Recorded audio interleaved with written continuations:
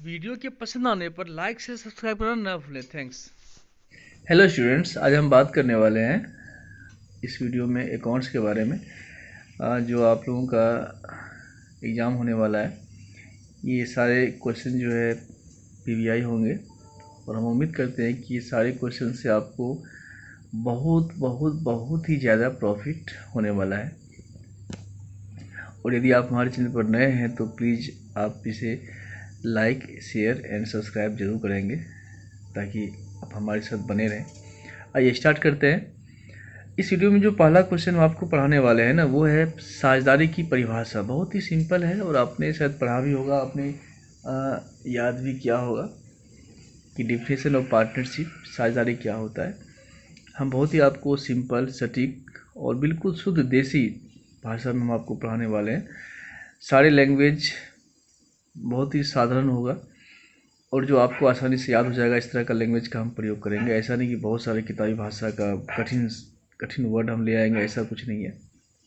चलिए, तो सबसे पहले हम एक बार परिभाषा का एक बार हम सारांश निकाल लेते हैं। परिभाषा क्या कहता है।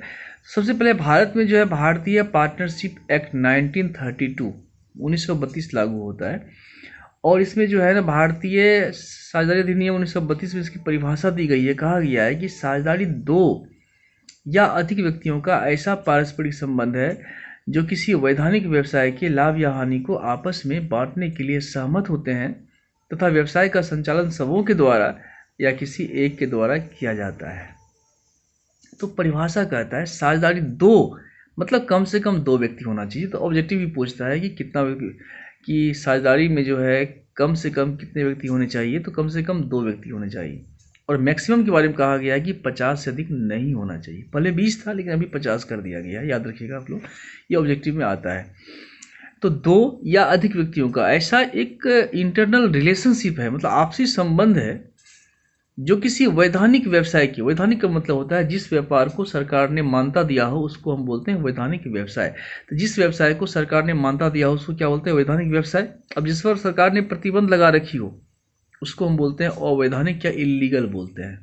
जैसे बिहार में शराबबंदी है, आप शराब को ना तो बेच सकते हैं, आप पी भी नहीं सकते हैं। खास बात यह है, यदि आप शराब को बेचते हैं, शराब की बिक्री करते हैं और आप ऐसा बोलते हैं कि मैं तो बिजनेस कर रहा हूं, तो this is fully wrongly process, मतलब आप गलत कर रहे हैं क्योंकि सरकार ने इस पर प्रतिबंध लगा रखा है। यह वैधानिक नहीं है बल्कि अवैधानिक है। तो परिभाषा कहता है दो या अधिक व्यक्तियों का ऐसा पारस्परिक संबंध है जो किसी वैधानिक व्यवसाय के लाभ या हानि को आपस में बांटने के लिए सहमत होते हैं। मतलब उसका जो उद्देश्य होता है वो लाभ कमाना होता है और कमाए गए लाभ को आपस में बांटना होता है तथा व्यवसाय का संचालन, अर्थात व्यापार जो चलेगा सबके द्वारा या किसी एक के द्वारा जिसे सबने मिलकर चुना हो, किया जाता है। तो परिभाषा कहता है कि जो साझेदारी है कम से कम दो व्यक्ति होना चाहिए और 50 से अधिक नहीं होना चाहिए। उसका उद्देश्य लाभ कमाना, कमाए गए लाभ को आपस में बांटना होना चाहिए और व्यापार जो है वैधानिक होना चाहिए। व्यापार जो चलेगा सब मिलाकर या फिर किसी एक व्यक्ति जिसे सबने मिलकर चुना हो वह व्यक्ति व्यापार को चलाएगा। ये था साझेदारी की परिभाषा, ठीक है ना। और इसी क्वेश्चन में हम इसी वीडियो में हम एक क्वेश्चन आपको और बताने वाले हैं, साझेदारी संलेख क्या है। इसको बोलते हैं पार्टनरशिप डीड। इस संलेख क्या होता है, डीड, पार्टनरशिप डीड क्या होता है। तो कहा गया है कि यदि आप बिजनेस कर रहे हैं और खास करके पार्टनरशिप कर रहे हैं जहाँ पर दो से अधिक व्यक्ति होते हैं, यदि उनके बीच यदि कोई लिखित या मौखिक समझौता नहीं हुआ है तो बाद में वाद विवाद, झगड़ा, मारपीट, ढेर तरह का लफड़ा होता है, हो सकता है। तो इन सारे लफड़ों से बचने के लिए जो भी मेंबर्स होते हैं, जो पार्टनर्स होते हैं ना, वह क्या करते हैं, एक लिखित या मौखिक समझौता तैयार कर लेते हैं। तो उसी लिखित या मौखिक समझौता को जो है तैयार करना क्या कहलाता है, पार्टनरशिप डीड कहलाता है। तो साझेदारी संलेख बोलते हैं इसको हिंदी में। साझेदारी संलेख में क्या होता है, जो पार्टनर्स होते हैं, जो साझेदार होते हैं, उसके जो अधिकार होते हैं, उसके जो कर्तव्य होते हैं, उसका लिखित या मौखिक रूप में उस संलेख में वर्णन होता है।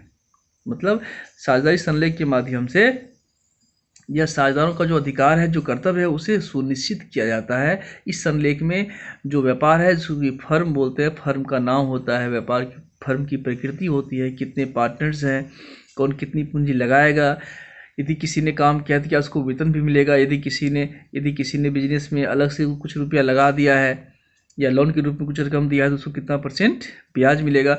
इन सारी बातों का उल्लेख होता है कहाँ पर, तो साझेदारी संलेख में, ठीक है। तो साझेदारी संलेख क्या है? लिखित या मौखिक एक समझौता होता है जो साझेदारों के अधिकार और कर्तव्यों की रक्षा के लिए पहले से यह समझौता करके रख लिया जाता है, उसे ही हम क्या बोलते हैं? साझेदारी संलेख बोलते हैं। मेरे ख्याल से ये क्वेश्चन भी आपका स्पष्ट हो गया। पहला क्वेश्चन था साझेदारी की परिभाषा, दूसरा है साझेदारी संलेख और तीसरा है साझेदारी की विशेषताएं। बस 3 क्वेश्चन देंगे आपको इस वीडियो में, हम ज़्यादा नहीं देंगे हम। और यदि आपको अच्छा लगे तो फिर आगे वीडियो बनाएंगे हम, नहीं तो हम नहीं बनाएंगे, ठीक है। तो साझेदारी की विशेषता में है कि परिभाषा से विशेषता निकाल सकते हैं। पहले है कम से कम 2 व्यक्ति, मतलब साझेदारी में कम से कम 2 व्यक्ति होना चाहिए। फिर आगे है अधिक, 50 से अधिक नहीं होना चाहिए।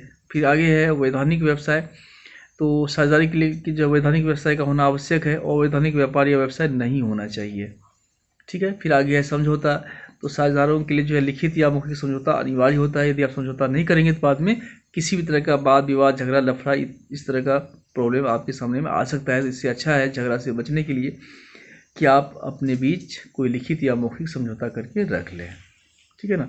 और भी बहुत सारे पॉइंट्स हैं। फिर आगे असीमित दायित्व, तो असीमित दायित्व खास ये ऑब्जेक्टिव भी पूछता है एग्जाम में कि साझेदारी में साझेदारों का दायित्व होता है, क्या होता है? तो असीमित होता है। असीमित का मतलब है कि आपने जितनी पूंजी लगा ली, यदि पूंजी से अधिक आपको लॉस हो जाए तो ऐसे कंडीशन में आपको घर की संपत्ति बेचकर उस लॉस की भरपाई करना होगा। इसे हम बोलते हैं असीमित दायित्व। तो इस वीडियो में फिलहाल इतना ही है, मिलते हैं अगले वीडियो में। उम्मीद करते हैं वीडियो आपको पसंद आ रहा होगा। यदि आपको नहीं आ रहा हो तो आप हमें कमेंट के माध्यम से जरूर बताएंगे कैसे